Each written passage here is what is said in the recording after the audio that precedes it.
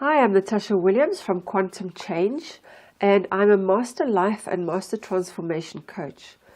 And my specialty is in helping people deal with, not only deal, but heal from anxiety and depression, as well as toxic relationships.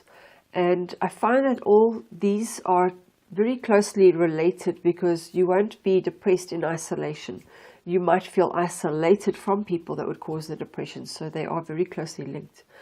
But in this video, I just want to share with you where one of the reasons why you have a fear of the future, and it doesn't come from the future, it comes from the past.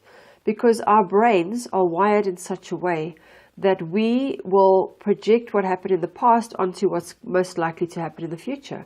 So for example, your subconscious mind knows if you see an aggressive dog that's baring its teeth, it's most likely to bite you because your past experience has shown you that.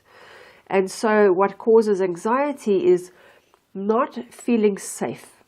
And safety could be linked to not having someone to protect you, not having a roof over your head, not having enough money, not knowing when we're going to get your next meal, not knowing if you're physically going to be harmed.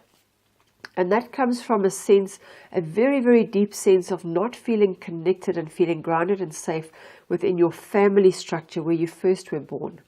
So if you go back to your childhood, you might find that somewhere in your childhood you did not feel safe.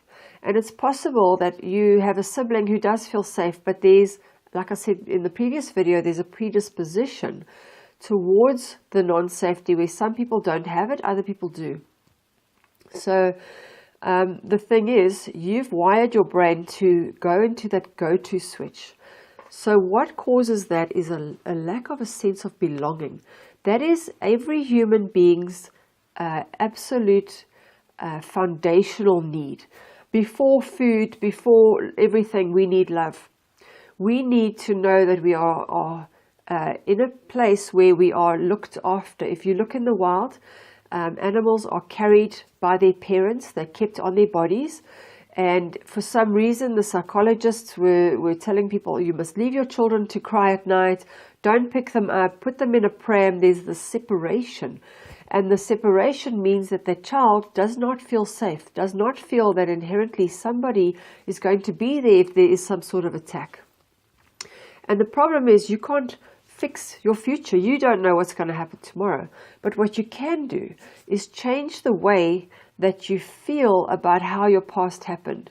If you can find a way that you can feel at ease, and the connection that you are missing is actually a deeper connection. It's not even to do with your family of origin. It's to do with your soul. When your soul comes into this body, it's almost like if you had to watch like Jumanji. Jumanji is a game, it's a movie about people that find a game and they'll end up going into the TV and going into the game, and they have 3 tries to try and win the game, otherwise they get stuck in there for life. And it's kind of like that. Your soul comes into this body and you now are on your own to go and learn your lessons and live your life, and when your game is over, then you go back and then you're now on the other side. And the problem is you're on your own. Every single person that comes into this world is on their own. And so you die alone and you are born alone. You might walk a path with people, but those people might not be safe people. And so you're always hanging on and clinging on and hoping that this is the person that's going to save you. And ultimately, it's your connection to your soul that's missing. And I will discuss not in the next part, but in part 4, how you get that connection to your soul. But I hope that this gave you a sense of understanding of where it comes from.